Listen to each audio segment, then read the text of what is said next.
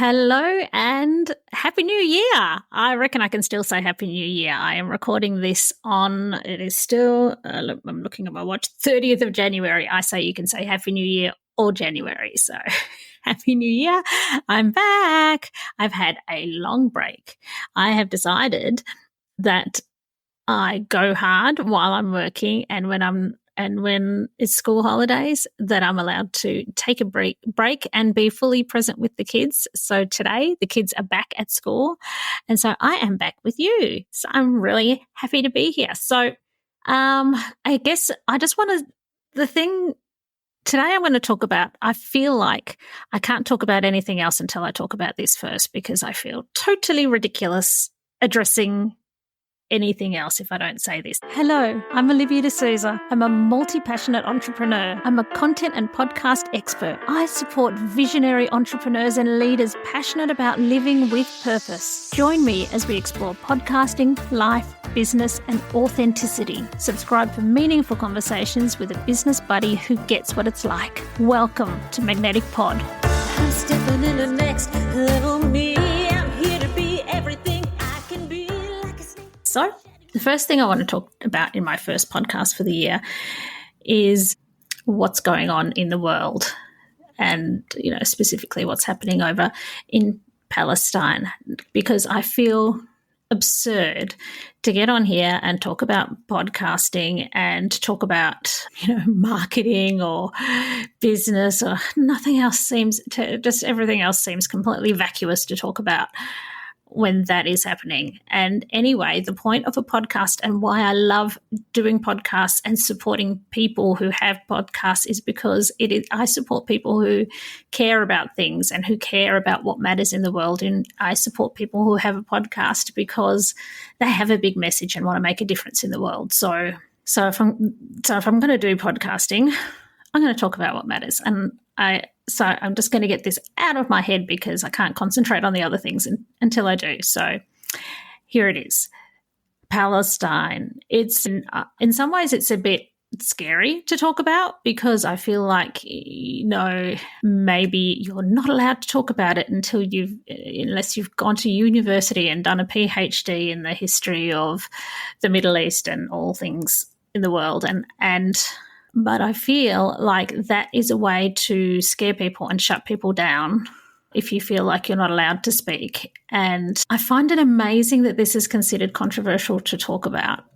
I'm gobsmacked that to say free Palestine and to just be against what's going on and to want a ceasefire can be called anti-Semitic blows my mind, because it's actually the complete opposite for me, and I think for most people. If you're against a genocide, it's because you're a human. It's because you care about humans. It's because you care about humanity. And all my life, when I've heard the stories about what happened to Jewish people in the Holocaust, it breaks my heart to think about it. And I haven't walked and lived in their shoes. I can't, and I won't speak for them. But what's always struck me is, how did Hitler manage to get people to do those horrific things? I've always felt like he couldn't do it on his own. That's the thing that's always really troubled me the most, is that people gave him power, is that people believed in him and supported him strongly. And I've always thought, that's the thing to remember, and that's the thing to not let happen ever again. And it's because of that belief that if I was in that time, I would hope that I would speak up, that when we're facing a genocide in our world again, that I feel that it's necessary to speak up. And some things are obvious. You know, killing 30,000 people and killing children and having 90% of people homeless and don't have access to water and are starving. You don't need to know, you don't have to have a PhD in anything to know that is inexcusable. And so I'm going to put some links of places that are well-versed and know more about these things than I do, that are actually supporting these organisations that we have some in Australia I've looked up, so I'll pop them in the show notes. If anyone has suggestions of how to help, please do. But yeah, this is about humanity. And the other thing that struck me as I think about this and think about the whole, looking into it and diving into the history of what's happened there, also makes me think about our own history here in Australia. And that, I guess, white people have always gone into other countries and thought that the black people didn't count, or the brown people, or whichever. And I can't help but see the parallels that, hey, what happened in Australia was not that long ago, over 200 years ago, but not that much more.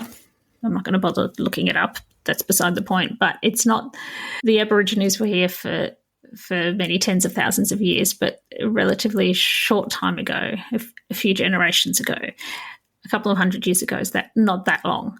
And yeah, it just makes me think that while I'm looking over there and feeling sad for all the people involved, feeling the discomfort of realising that that's happened to people over here too. And so it kind of makes me want to hear more from the voices of the Indigenous people, which I've been wanting to do for quite a while, but especially since the referendum we've had where they lost the voice, and just a number of things have made me think I want to hear, I want to support the Aborigines here too.